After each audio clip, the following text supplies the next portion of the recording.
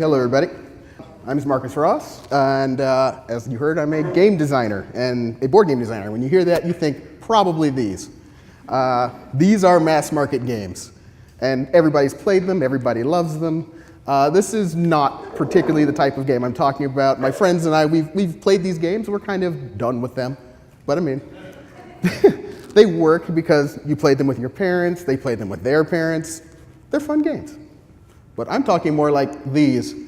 So I was asked to bring a few games to game night, and this is what came to the top of my mind. So a lot of these games are by companies you've never heard of. They're smaller. They put out a game or maybe 5 games in a year.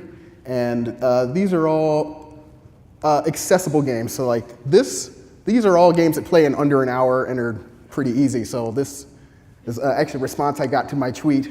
Just like, this is a lot of games. I'm like, no, it's not. I probably own 500 games. Individual unique titles. And there's just so many more than that. Most people think there's like 50 games. There's closer to 100,000. So, and more coming out all the time. So yeah, so this is my company, and that's my cousin. Her name's Kara. She does all of the artwork for our games. That's our published catalog. I'm not going to try and make this an advertisement, but if you want to know more about these, I'll be talking about them a little bit, just as a informational bit. So keep this moving. If you've played the new style of games that were popular, they started having a board game renaissance, the new golden age of board games. These are 2 of the most famous. The one on the left here is Settlers of Catan. It's now shortened to Catan. Came out in 1996. It is a game about settling an island and using its resources to build a network of cities, and whoever gets to 10 points first wins that game. On the right is Ticket to Ride. That is a route building game. You're playing trains and trying to connect different cities with your network of trains, and whoever gets the most points in that game wins it. These are very, very popular games in the German style. These games are non-confrontational. You interact with other players, not in a forceful way, but more tactics and strategy. You block each other, you steal resources, but you don't actually attack. The one on the Catan here sold 27 million copies or so. Ticket to Ride, 4 million. And those are just the base titles. They've got expansions and other versions. There are people that'll play just versions of Ticket to Ride, not play anything else, and they'll have a really good time with it. These are the things you're chasing if you're doing the independent hobby. Nothing sells anything close to these 2. So this is a game designer friend of mine. His name is Jay Little. He designed the Star Wars X-Wing miniatures game, but he's on here because he also teaches game design at the University of Wisconsin-Stout. He's got a thing he says to his students when you want to explain a game, teach a game, pitch a game, talk about games. You want to tell people 3 things. In that game, who am I, what do I do, and how do I win? And basically, who am I is what is the conceit of the game? What is in the theme of the game? Who am I? If in Monopoly, you're a property tycoon and trying to bankrupt all of your other opponents. That's the kind of thing that you have to get to. So what I want to show is just what's possible with new board games. So this is a game called King of Tokyo. It's by a designer named Richard Garfield. In this, if you like Yahtzee, you will love this game. You are giant Godzilla-style monsters ravaging Tokyo and beating up your opponents who are also giant Godzilla-style monsters. You can win by either knocking out all of your opponents or becoming so famous no one even talks about the other monsters anymore. So you roll the dice. If you're inside Tokyo, when you attack everybody. But when it's not your turn, all of them are attacking only you. So you don't want to be in Tokyo. It makes it more likely for you to be taken out of the game. But if you're there, you become more famous because you're the king of Tokyo. That's a great game. And this one you can get at Target. This is a game I cannot wait for. This will be out later this year. This is called Nyctophobia by a designer. I believe her name is Catherine Stipple. In this game, it's a 1 versus mini game. One of you is an axe murderer. The others are potential victims. And you're trying to escape the murderer in the dark forest. I don't know if you can see these sunglasses up here. but the players who are not the axe murderer have to play with these glasses on, and they completely obscure your vision. You can't see the board, you can't see anyone else. You can only communicate, you can only play this game by touch. So if that's your player piece, you can only feel the areas directly next to you. So you could feel the tree wall, or you could feel the spaces next to you. But you can only communicate with your partners by voice, which is kind of bad, because if the hunter can hear you, he can come towards you. So you may want to be quiet if you detect that the hunter is nearby. Yeah, she designed this game, I believe, for a relative of hers who was naturally blind, so she wanted a game that he'd have an advantage at playing. So it's a really cool idea, and that'll be out later this year. Okay, this is a game called Pandemic Legacy. So Pandemic is a game where the players are members of the CDC, and you're trying to save the world from an outbreak of 4 diseases. And to do that, you have to fly all over the world, treat diseases, and don't let anything break out of control. Because if you get too much disease in one area, it spreads to all of the cities that it's directly connected to. If you have to put out a cube and you don't have one, you lose the game. If you run out of time, you lose the game. It's all of you versus the game itself. This version of the game is really special because it's what's called a legacy game, where the things that happen in the game, you play a series of games, and the things that happen in one game carry over to the next. If you let things get out of control in Beijing, you have to put stickers on the board that says Beijing is terrible now, and it becomes harder to treat things in Beijing in future games. You may have to rip up cards. Your characters can die. You rip up their card and you can't ever use them again. And when this first came out, it was a huge deal. And this game is a ton of fun. And this is by 2 designers, Matt Leacock and Rob Davio. They're pretty big in our company. All right, this is a game called Codename. Has anybody played this? Okay, a few people, great. This is a game in which it's 2 teams, and each team has a spy master. The spy master knows all of the words that belong to your team. So this is like a key card up here. So if I'm on the red team, all of those spots on that card that are red are words that my team needs to guess. And I'm just going to try and, who's played it before? I want to give a couple volunteers. Let's come on up. You all are now the red team, and this is our grid. I'm going to give you a 1-word clue, and I'll give you a number of cards it applies to, and those are the cards that are for our team, and you have to guess. I actually don't remember all of the ones that are on there, but my clue is ring 3.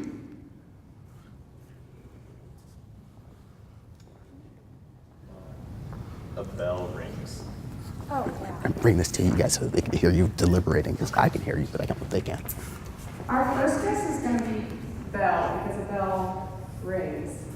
That's correct. So I would take a red card and I would put it over that, but that's the only thing I can communicate, that 1 word, and then I can just put cards on. Our second guess can be diamond or a diamond ring. I'd put a red card on that one too. We're really torn right now.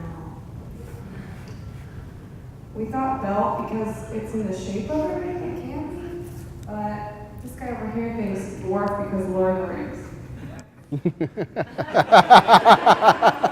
Sometimes you gotta get creative on these things. It's true. You do you. All right, for the sake of the conversation of learning this game, we'll say dwarf. All right, so these are what the values were. So dwarf was neutral, but diamond was your first guess? We'd put a red card on that, so that was right. Bell was your next guess. Red card was right. And then dwarf, I'd put a neutral card down. All right, thank you. All right, well, when you play the game, you wouldn't see all these cards at once, but yes, you continue guessing until you miss one, and then it's the other team's turn. But whichever team makes contact with all of their agents first wins the game. This has a really interesting mechanic where the game is never safe. Even if you have a big lead, if you ever guess the assassin in the middle, your team instantly loses. It's an amazing thing. All right, so let's talk about game design. Yes? What was the third word? Third word was, oh, I'm sorry, sound. Sound was there, but you wouldn't, it's not necessarily a thing you would get to know. All right, so in game design, the first thing I think about is the goal. What do you want your game to do? What do you want your game to say? Is the message of your game, it could be political, it could be a statement, it could be just for fun. If it's intended for sale, you have different considerations. How expensive is this game going to be? And does that level of expense match who would play it? But that's a thing I have to reevaluate every time I make a significant change to a game. The next thing I think is choices. This is the thing that makes these new type of games interesting. What choices you offer to your players on their turn is just paramount. They need to feel like they have control over whether or not they win the game, and it may not have to be a completely informed choice because that can turn into paralysis. You get several equally good choices, you go, I don't know what to do. So you want to present them with choices that are meaningful, and they feel like if they put more study into the game, they might be able to perform better the next time. But this is the crux of what makes a game good. It's also hard to nail. But when you get it right, it's very much like finding the hook in a song. It's just the fun part of the thing that I want to do again, and I can't wait to do it again and again. I can tell you, last night I played a game with my coworkers. At my actual job, we played for 3 hours.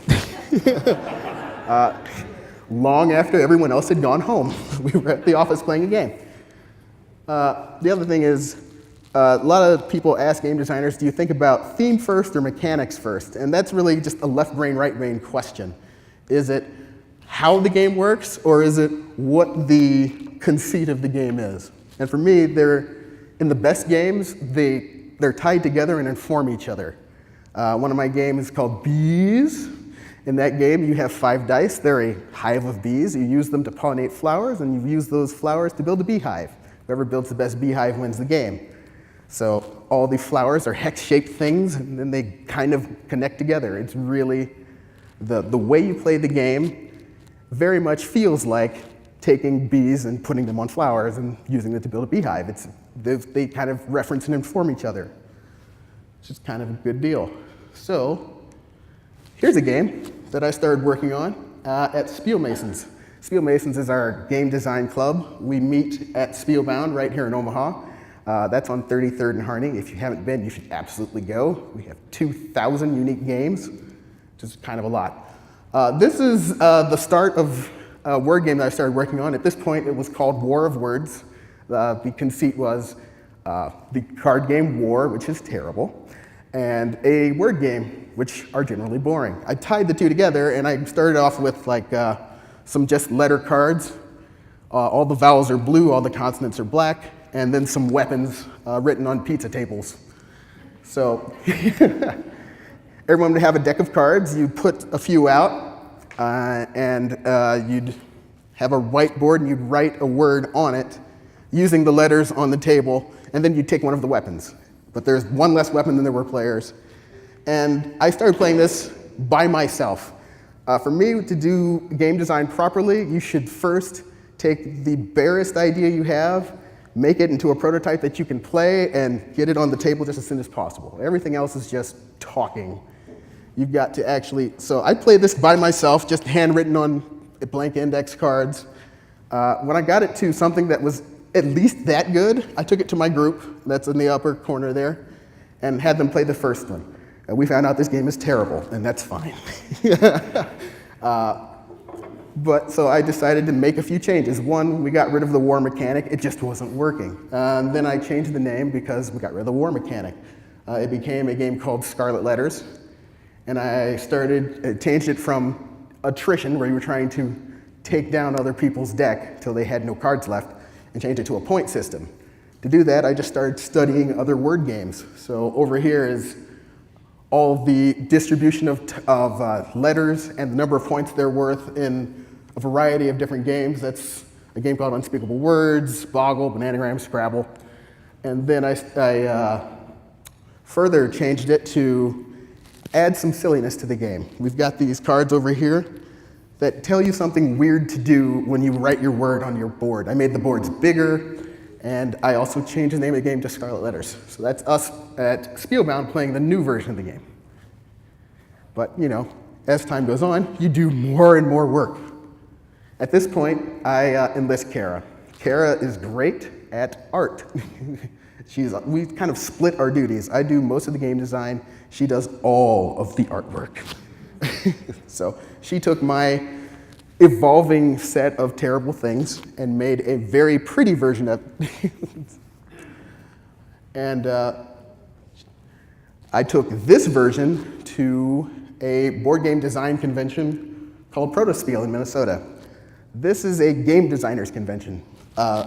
Game designers go to this and show off all of our prototypes to each other to try and get feedback to make them better. The hardest thing to get is pure, honest feedback on a game that you designed at your kitchen table. If you ask your mom, she'll tell you it's wonderful. If you ask your friends, they will play it unaltered the same way for 3 years in a row and tell you it's great. This is not an opinion you want. You want someone to tell you this game is terrible in these 6 specific ways, go home and change them, don't come back until it's been fixed, which is what we generally do. So I took this game up there and had them play it, and that's with Kara's artwork, and I found out some things. But the best part about taking this up there was I found out it was very addictive. So down here is one of my friends named Kay. She would not let me leave town until I gave her the distribution of my cards, the number of points they were worth, and a copy of the weird rules so she could make her own copy and play at home until the real game was available. So here's what that kind of looks like in practice. So this is a round of what is now called slapdash. You form a word using the cards, all the cards on the table except for the ones directly in front of you. And the cards are worth the number of points that are written on the card, so there's like stars. And you also have to follow the rules cards that are in the center of the table. You have to write your word as on fire, and also you have to draw a kitty cat on your board. And then you grab a token from the center. When you grab those tokens, they're in order. So whoever has the number 1 gets to take the cards that were in their word off the table first. So I believe Kay got the first token, and she's going to take all of the letters that were in her word off the table and put those into her score pile. You play 5 rounds of this, and whoever has the highest number of points wins the game. But it's got a very right brain, left brain thing going on that's not obvious. It's that you've got this, I need to make a word in a Scrabble style. I have to look here and here and here and there and figure it out. But I also have to remember, I have to draw a kitty cat on my board. And it's just like, when you're focusing on making words, you're not thinking about those other things, and you could forget. And if you don't do those things, your word doesn't count. Or you have to put your scoring token back and grab a different one. So that's the game. I thought that was pretty good. So I took it again to another game convention. This one is called Unpub. It took place in Baltimore. These are not actually pictures from that particular convention. I was too busy. At Unpub, it's also a game designers convention, but they also invite the public. They invite the public to Protists Field as well, but Unpub's just bigger, and they have a little bit more structure. So when you show a game at Unpub, you really want to be closer to ready to go, because there's so many tables of designers with games that are really polished that to get people to stop, your game has to look pretty good. I had Kara redo the art one more time, and also, anyone who plays your game is highly encouraged to fill out a review sheet, and these are actually the scores that I got from the people that went to Unpub for that game as it was presented. It's out of 5 on game length, learning ease, decisions, downtime, interactivity, originality, and fun. Really, I'm very happy about the one that's fun for 5. That's the thing I'm really looking for. Also at this convention, I ended up showing this game to a publisher who was very interested. He had circled it on his sheet of games to look at. And that was a surprise to me. I was not expecting that. And it presented me with a choice. And this is a really big choice in independent game design. Do you make this game by yourself, or do you go to a publisher? If you make a game by yourself, you're signing up not to do game design, but to do logistics with a specialty in making board games. It is a very different job, and it takes up a significant period of time. It is very much like taking on a new full-time job that has nothing to do with game design. So what that kind of looks like in the modern age is this. This is a friend of mine. His name is Adam Rayberg, and this is a game he designed called Sword Crafters. It's a game about building a sword. Let me see if I can do this. To fund a game like this, you need to have a minimum of $10,000. It is a bit tough to do this unless you're independently wealthy, and I am not, and most people are not. The primary way people get that money is to go to a website called Kickstarter. This is Kickstarter here. And to do this, you get members of the public to pledge money to buy well in advance a copy of your game before anyone's ever seen it. The most important thing on your Kickstarter page is your video sales pitch. The dark days of war are finally behind us. The shadow of evil that spread across the land is returning to the mountain from which it came. The realm is safe, but the sword of protection was destroyed in battle. The king has called upon the best sword crafters to craft the new sword of protection. At the forge, the sword crafters must combine the purest of metal with magical gems. Sword Crafters is a lightweight strategy board game where you craft a three-dimensional sword that you hold as you play. Your sword will be judged based on its length. It will also be judged by its quality, and it will be judged yet again by its magic.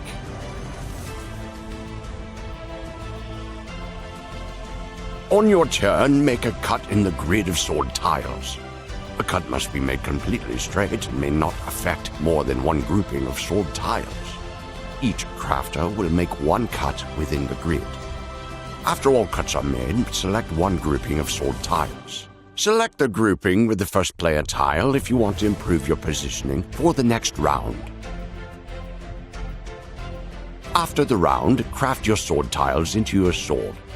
A crafted sword is final and may not be rearranged. After all the sword tiles are gone, your blade is judged and the master sword crafter deemed victorious. And may the best crafter win. All Kickstarters have a goal, and it's all or nothing. If you hit your goal, you're on the hook to make those products and send them out to your Kickstarter backers. Kickstarter is used for more than just board games, but board games is a very big category. This one raised $17,000 out of a $10,000 goal, but they don't always end up successful. But that's not the worst thing. I think the worst thing that can happen to your game, if you don't succeed, that's fine. That's probably the third worst thing that can happen. The worst thing that can happen is you barely fund. If you get $11,000, you are in a tough, tough place. Because anything goes wrong in your fulfillment, you don't make money, but you're still on the hook. And maybe you didn't factor in how much shipping would be 6 months from now when your games are finally ready. You didn't factor in that the company that's making your games in China shuts down for an entire month for Chinese New Year. Anything could happen. The second worst thing that could happen is you massively overfund. You might have a game that's got a $10,000 goal and you've done your homework talking to factories that are prepared to make your game. If you make maybe up to $30,000. But there are games on here that have raised $8 million. And then you just go, nothing I have planned will possibly work for an $8 million game. I have to go back and find new people, and my timelines have changed. I may have said this game will be to you in September, and now you have to find someone to make those games totally fresh. Economies of scale help, but they do not dilate time. That is a tough thing to sign up for. I don't know that I want to do it, because this is our first game. My first game is a game called Discount Salmon. I've got it over there, the various stages of development on the table. But we entered this in a contest from people who make a game called Cards Against Humanity. If you don't know it, don't look it up at work. We won their contest. They printed our game for us, and they sent this.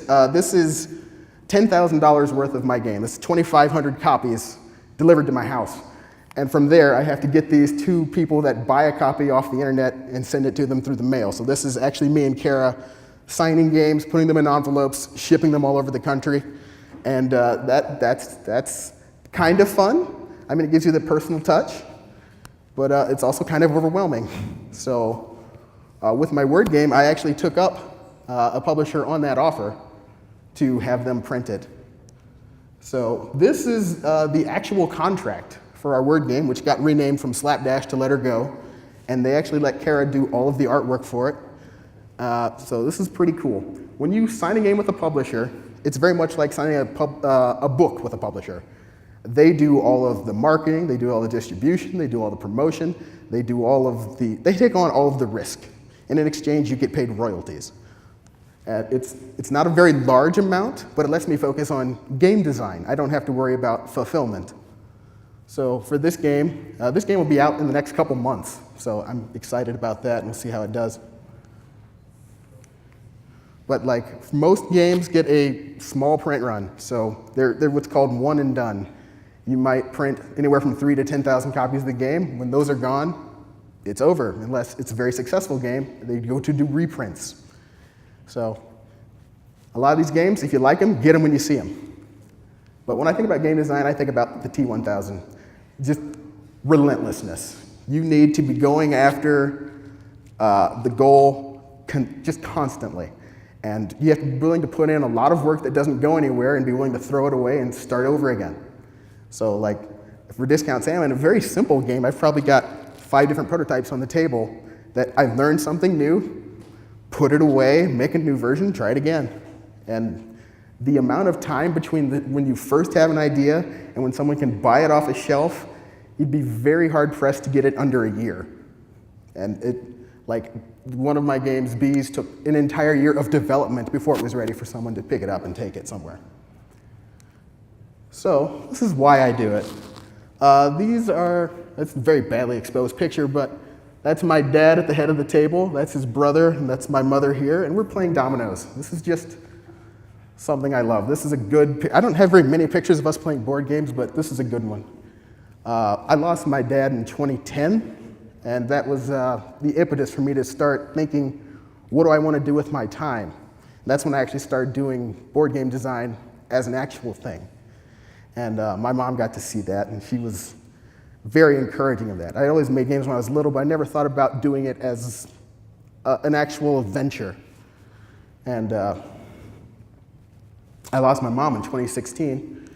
She was able to see some of my success with the games. She saw my first game get published, and she helped me sell it at Gen Con. It's a very big board game convention. She was delighted and thrilled with that. And she just encouraged me to continue doing these things. So, other reasons, I get to wear ridiculous costumes. Okay, so for Discount Salmon, for various reasons, you might have a giant fish costume, and that is a fish costume. And for Bees, I have a beekeeper suit, so I took that to Gen Con, and that's, we had like a tournament, and that's our champion, so I got to take pictures. And this was just fun, and these costumes serve a good purpose. They just do marketing. Those games are very silly, and they attract the audience straight to the game. So, like Discount Salmon, we sold like 300 of them in 4 days, and Bees, we sold 100 in a day and a half. So just really, those are fun, but they have a purpose. Other things, like you meet this is the nicest industry you'll ever see. Everyone I've met in this industry has been very helpful. There's not a competitive, as competitive as you are playing a game, it is completely not that when you get behind the scenes and start selling. Because if my game sells well, they might buy somebody else's game. So everyone helps each other out. If you show a design to a publisher, they go, I'm full up on catalog for the next year. but I know somebody this would be great for, and I can't wait to buy it. Here's an introduction. Let me go take you to him right now. It's that kind of an industry. So these are some of my friends, and I just like showing them. And and here's some things that never get old. One, if you walk into a store and you see a board game with your name on it next to other board games, that doesn't get old. That's fun. Like getting the first copy in your hands. I know people that have published 30 games, and that's always the thing to look forward to. But if it's also the game you're publishing yourself, there's a big bit of dread, because did I do everything right before I sent it to the printer? Because after that, it's too late. Down here, this is a very special picture for me. This is the first time I saw someone I have never met or interacted with who purchased a copy of my game and was playing it somewhere without me teaching it, without me knowing anything about them. So this is very cool. Just watching people play something you designed and having a good time with their friends, that doesn't get old. And over here on the right, these are a couple games from, I just taught a game design class at the Union for Contemporary Art. For 3 weeks, I was dealing with fourth graders and teaching them a little bit about game design and getting them to their first games, which was really cool for me, because like the board game design industry, it really is 90% white males. So it's a bit of a problem, and it's something that we're all working on. So I taught a class of like 5 black kids, and it was fun for me. That was really cool. But, so if you found any of this interesting, we're having a Protists Field. This is a board game designers convention coming up in June. I've got flyers on the table. This will be over a weekend, and it'll be free if you just want to play games. Any of the designers there are going to have to pay a small amount of money to secure the space at the hotel, but there's more information at the website if that's something you'd like to join us for.